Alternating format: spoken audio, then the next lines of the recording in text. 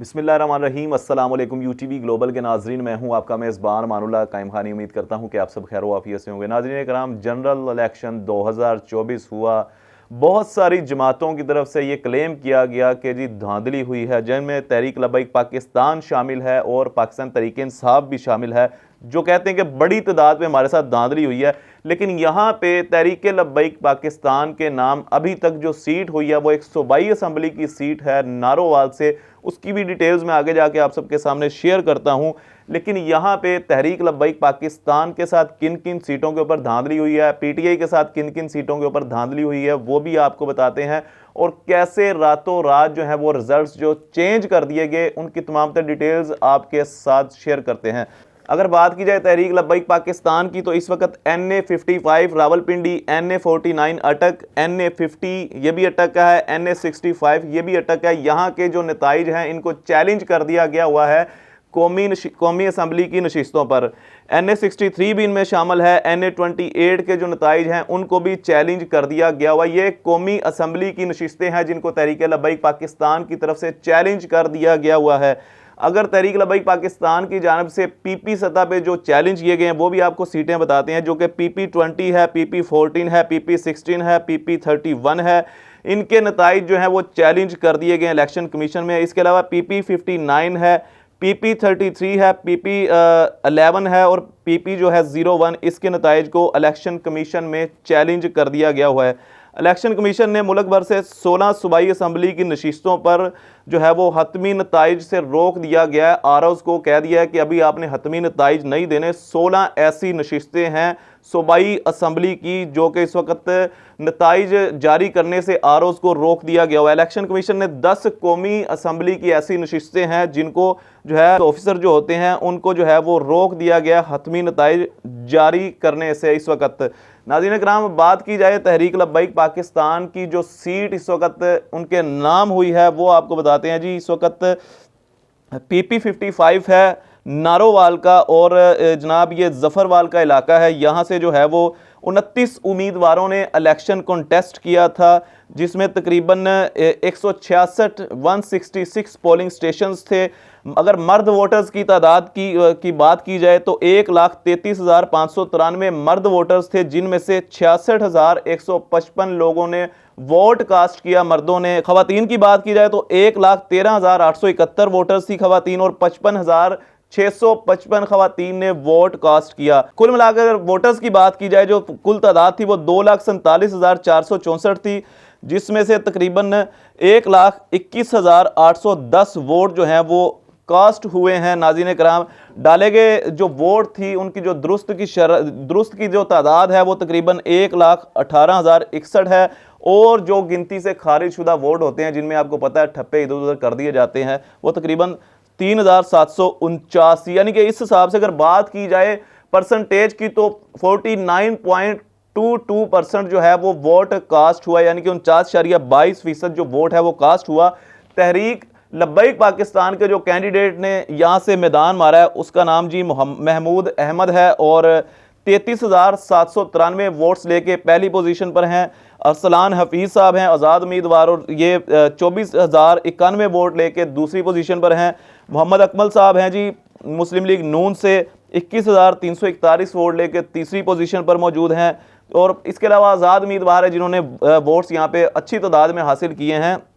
लेकिन जमात इस्लामी की अगर बात की जाए तो राशिद महमूद साहब हैं, इन्होंने 1,960 वोट हासिल किए हैं। और बात की जाए उस जमात की जिसने सिंध के अंदर जो है वो क्लीन स्वीप किया पाकिस्तान पीपल्स पार्टी पार्लियामेंटेरियंस की, तो इन्होंने इस हलके में जनाब सिर्फ 787 वोट हासिल किए, 787।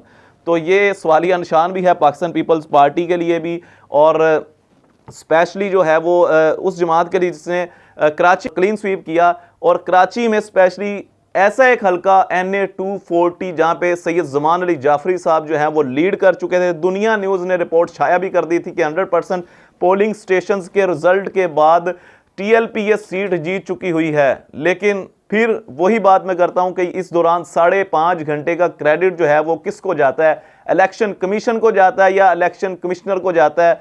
ये आपने फैसला करना है, कमेंट सेक्शन में बताना है, क्योंकि बाद में जो टीएलपी की जीती हुई सीट थी जिसे दुनिया न्यूज़ लाइव नशर कर रहा था NA-240 की, उसको MQM पाकिस्तान की झोली में डाल दिया गया, या ये भी कह सकते हैं कि MQM पाकिस्तान को गिफ्ट कर दी गई। नाज़रीन इकराम, वो जमात जिसने MQM पाकिस्तान 6 लाख वोट और दूसरी तरफ 30 लाख से ज़्यादा वोट्स, और मसला ये है कि जिन्होंने 6 लाख वोट्स हासिल किए उनको जनाब 15 सीटें दे दी जाती हैं, जिन्होंने 30 लाख वोट हासिल किया उनको एक भी सीट नहीं दी जाती। ये वजह भी आप जो है आपने कमेंट सेक्शन में बताना है कि इसकी क्या वजह है। फिलहाल महमूद अहमद भाई साहब की बात करें तो इनका वीडियो क्लिप आज मेरी आंखों के सामने से गुजरा, तहरीक लब्बैक पाकिस्तान के, जिन्होंने जफरवाल PP 55 से जो है वो इलेक्शन जीता है, और सूबाई असम्बली पंजाब असम्बली की एक नशिस्त जो है तहरीक लब्बैक पाकिस्तान अपने नाम कर चुकी हुई है। इनकी आज एक वीडियो मैंने देखी है, तो वही बातें जो साथ रिजवी साहब करते थे उनके अंदर नजर आई। गाड़ी में बैठे कहीं पर जा रहे थे, उनके हाथ के अंदर रोटी थी, रोटी के ऊपर जो है वो सालन था थोड़ा सा, तो मतलब एक ठाठ बाट रखने वाला शख्स भी है जब इस्लामी निज़ाम के मतहत आता है तो उसकी ज़िंदगी जो तरीक़ेकार हैं वो चेंज होना शुरू हो जाते हैं। हम ये तमाम तर वीडियोस आपको इस वक्त स्क्रीन पर चलती हुई नज़र भी आ रही हैं। महमूद अहमद साहब जो है एक मतलब लैंडलॉर्ड लाइफ है, और उसके बावजूद जनाब इस वक्त सादगी को अपनाते हुए, और ये वो शख्स है जो पंजाब असम्बली में जाके ताजदार ख़त्म नबूवत की सदाएँ बुलंद करेगा, लब्बैक या रसूलल्लाह की सदाएँ बुलंद करेगा। और स्पेशली तहरीक लब्बैक पाकिस्तान के एक शख्स की, एक उम्मीदवार की अभी पंजाब असम्बली में जो जा रहा है, यहाँ पे अगर मैं बात करूँ, वो गैर कानूनी बिल्स जो पास होते हैं, वो गैर शरई बिल्स जो पास होते हैं असम्बलियों में, उनकी जो है उसको रोकथाम के लिए महमूद अहमद साहब जो हैं बड़ी कोशिशें करेंगे। आपको याद होगा मैदान फैज़ाबाद का लगा था, मैदान वज़ीराबाद का लगा था, मैदान यतीम खाना का लगा था, मैदान हवेलियाँ का लगा था। तो ये तमाम तर जितने भी मैदान लगे थे, कोई बाबा जी खादिम हुसैन रिजवी रहमतुल्लाह अलैह के दौर में लगा, कोई हाफिज साद रिजवी साहब के दौर में लगा जब वो जेल में थे, तो कुछ ना कुछ मसले हुए थे। कभी मसला ख़त्म नबूवत का हुआ था, ख़त्म नबूवत के कानून में तरमीम का हुआ था, कभी जो है फ्रांस का मामला हुआ, कभी आसिया मलूना का मामला हुआ। तो तहरीक लब्बैक पाकिस्तान के मतलब एक नुमाइंदा जो है अभी पंजाब असम्बली में जा चुका हुआ है, जो कि इस तरह के गैर कानूनी, गैर शरई और स्पेशली इस तरह के बिल्स जिससे दीन इस्लाम को मसला हुआ, इसके ऊपर जो है पूरा फोकस होगा महमूद अहमद साहब का। इसके अलावा जो नशिस्तें तहरीक लब्बैक पाकिस्तान ने चैलेंज कर दी हुई हैं, लेकिन लास्ट में आपको बता दूं फॉर्म 45 के मुताबिक जो तहरीक लब्बैक पाकिस्तान सीटें जीत चुकी थी, उसमें कराची की 3 सीटें थी, NA-233, NA-240, NA-244, ये वो सीटें थी जो फॉर्म 45 के तहत जो है तहरीक लब्बैक पाकिस्तान जीत चुकी थी। अटक की एक सीट थी NA-50, जिसके अंदर साद रिजवी साहब जनाब 90% जो है पोलिंग स्टेशंस का वोट आने के मतलब काउंटिंग होने के बाद लीड कर रहे थे, और ईमान ताहर के साथ मुकाबला चल रहा था। ऐसा क्या होता है कि रात गुजरती है, उसके बाद तीसरी पोजीशन वाले मलक सुहेल को पहले नंबर पे ला दिया जाता है और साद रिजवी साहब को तीसरे नंबर पे ला दिया जाता है। इसके अलावा इस्लामाबाद की एक सीट NA-48 जो है ये फॉर्म 45 के मुताबिक जो है वो तहरीक लब्बैक पाकिस्तान जीत चुकी थी। डेरा इस्माइल खान की एक सीट है NA-43, ये भी तहरीक लब्बैक पाकिस्तान फॉर्म 45 के तहत जीत चुकी हुई। लाहौर की एक NA-118 है। सरगोदा की 2 सीटें हैं NA-85 और NA-86। गुजरात की 2 सीटें हैं NA-62, NA-63 और जेहलम की एक सीट है NA-60।